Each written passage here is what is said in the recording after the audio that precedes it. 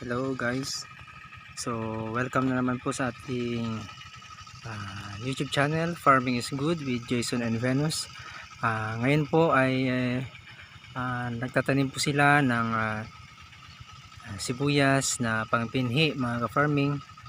So ito po ay yung maani dito ay siyang gagawin o gagamitin na pinhi sa susunod na cropping pagkatapos po ng palay. So tingnan po natin sila mga ka-farming.